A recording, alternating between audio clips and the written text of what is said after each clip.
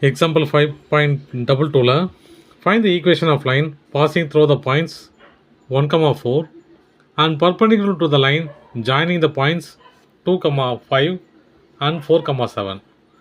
என்ன சொல்கிறாங்க அப்படின்னா சொல்யூஷன் எழுதிக்குவோம். ஒரு லைன் இருக்குது, அந்த லைனோட பாயிண்ட்ஸ் எப்படி இருக்குது, இது 4, 7 வச்சுங்க, இது 2, 5ன்னு வச்சுங்க. இந்த லைனுக்கு இன்னொரு லைனு இன்டர்செக்ட் ஆகுது, சரியா?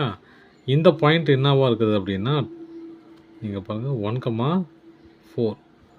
இந்த லைனுக்கு இவங்க சொல்லிட்டாங்க, இந்த லைனுக்கு இந்த லைன் பர்பண்டிகுலராக இருக்குதுன்னு சொல்லிட்டாங்க. இந்த லைனோட ஈக்குவேஷன் கேட்குறாங்க, இந்த லைனுக்கு ஈக்குவேஷன் கேட்குறாங்க. அதாவது எப்படி ஃபார்முலா கொண்டு வரணும், a x plus b y plus c equal to 0ங்கிற மாதிரி இந்த லைனுக்கு ஈக்குவேஷன் கேட்குறாங்க. நான் என்ன பண்ண போகிறேன், இந்த லைன் 2 பாயிண்ட் இருக்கு இல்லையா, இந்த 2 பாயிண்ட்டை வச்சு நான் எம்மை கண்டுபிடிக்க போகிறேன். எம்மை கண்டுபிடிச்சிட்டா இந்த லைனுக்கு எம் கிடைக்கும் இல்லையா, இது M1. இந்த M1 வச்சு இந்த லைனுக்கு நான் M2 கண்டுபிடிச்சிருவேன். இந்த M2 கண்டுபிடிச்சிருவேன். கண்டுபிடிச்சிட்டா இப்போ பாருங்கள், ஒரு ஒரு ஒரு கோஆர்டினேட்டு, ஒரு ஸ்லோப்பு இப்படி கொடுத்தாங்கன்னா, இது இப்படி கொடுத்துட்டு ஈக்குவேஷன் கேட்குறாங்கன்னா எப்படி என்ன பண்ணுவோம், 1 பாயிண்ட் ஃபார்முலா தானே, y minus y1 equal to m into X minus x1. சரியா? இதை வச்சு நம்ம ஈக்குவேஷனை கண்டுபிடிச்சிடலாம்.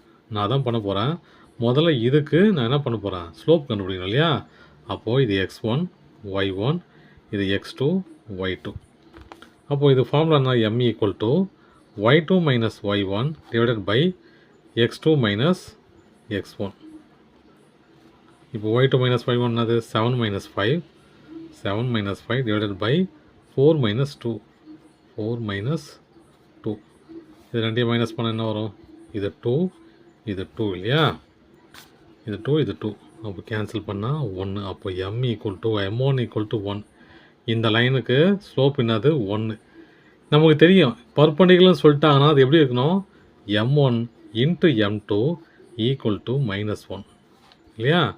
m1 தெரியும் 1 இன்ட்டு m2 வேணும், இந்த லைனுக்கு ஸ்லோப் கண்டுபிடிக்கணும், ஈக்குவல் டு -1. இதை கீழே கொண்டு போனால் m2 ஈக்குவல் டு -1/1 கேன்சல் பண்ணால் -1. அப்போது m2 ஈக்குவல் டு -1.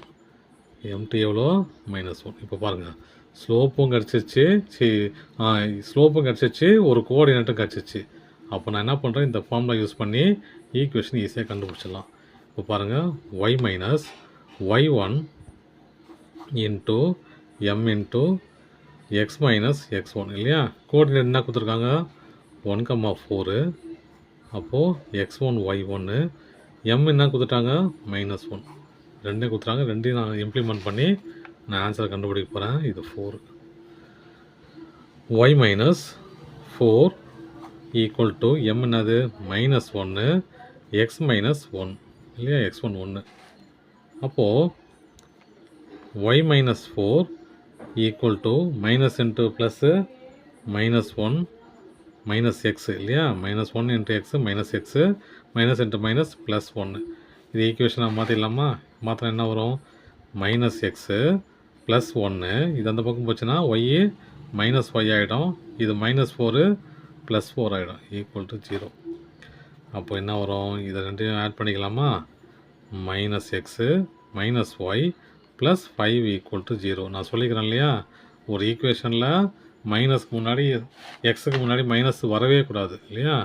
அப்போது நான் அதை கேன்சல் பண்ண என்ன பண்ணோம், மல்டிப்ளை பை -1 பண்ணால் என்ன வரும் பாருங்கள், எக்ஸ் ப்ளஸ் இது மைனஸ் இன்ட்டு மைனஸ் ப்ளஸ்ஸா, இது மைனஸ் இன்ட்டு மைனஸ் ப்ளஸ்ஸா, y minus into plus -5 equal to 0. அவ்வளோதான் சம்.